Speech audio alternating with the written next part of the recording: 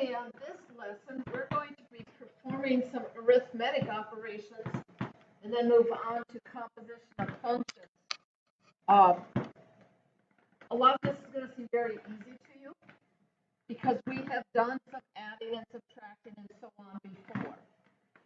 So if we want to find h of x and say h of x is just the sum of f of x and g of x, this is simply asking us to add x squared, this is slow again, minus 7 and 2x plus 4. So I think all of you could see we're going to get x squared plus 2x minus 3. That's all it's asking.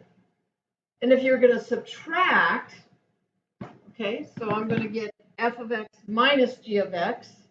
So this will be x squared minus 7 minus 2x plus 4. And notice I needed my parentheses because I need to remember I'm subtracting the group.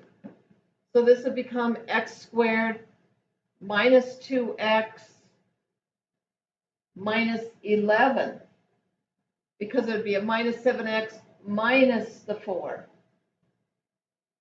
What do you think is going to happen when we do g of x minus f of x?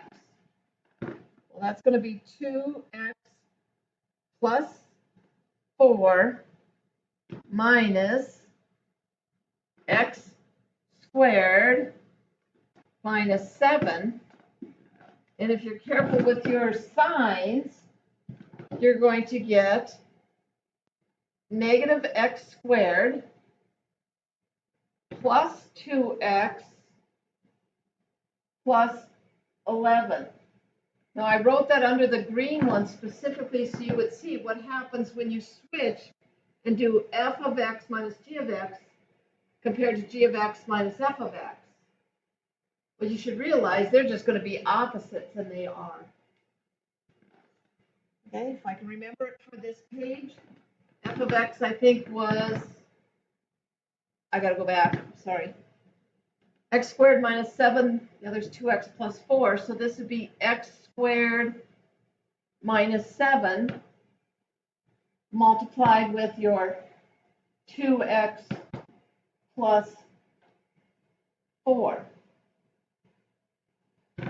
And you know how to FOIL. I'm not going to fret on that. When we divide f of x minus 7 divided by 2x plus 4, what you need to realize is you cannot divide by 0. So 2x plus 4 cannot equal 0. So in other words, x cannot equal negative 2. I subtracted 4 divided by 2. So that's part of the domain. That's one of the things you got to be careful of whenever you have either square roots or division with a variable in the denominator. You cannot divide by 0. You cannot square root negatives, not in functions. Okay? Power function, the base is the variable. A is any coefficient.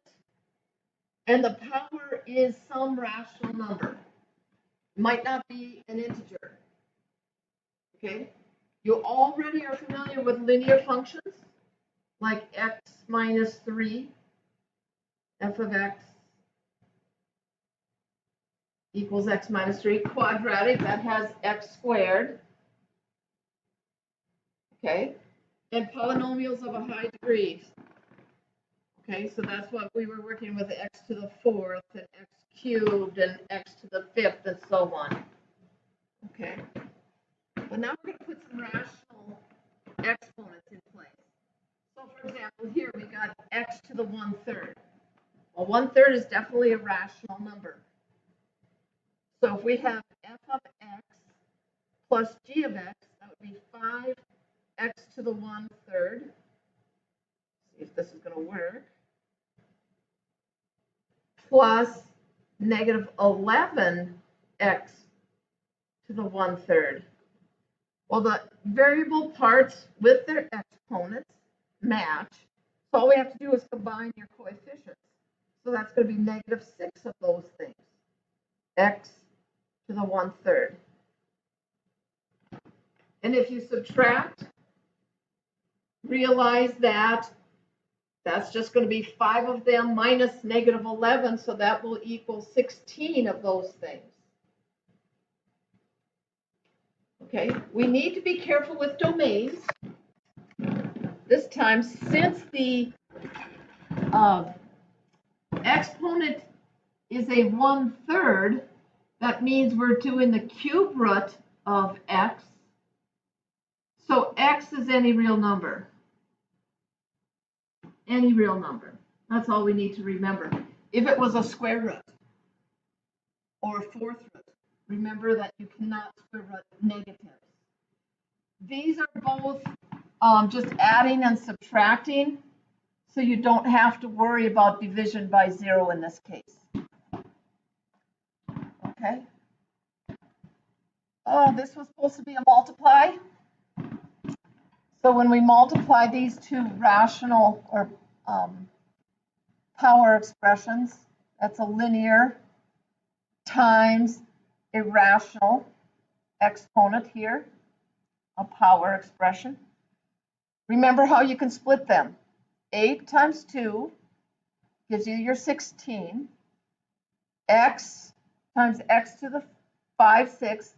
When you multiply like bases, you add your exponents. So some people would put 1 and 5/6. It starts to look like 15/6. So instead of going 1 and 5/6, you'd be better off saying that is 11/6. Okay? It's just a lot easier to write that. Okay? With the division, okay, that was supposed to erase. With division, remember that you have to do that simplifying. So we'll have 8x divided by 2x to the 5/6. Well, 8 divided by 2, all of you will get 4. What's the rules for exponents? Well, when you divide, you would subtract your exponents. 1 minus 5/6 would be 1/6. Okay, now in this first one, with the domains, the first one, x has to be greater than or equal to 0. You can take the 6th root of 0. But on this one, x has to be greater than 0 because you cannot divide by 0. It's in a division problem. So that changes our domain a little bit. You want to be careful. Okay.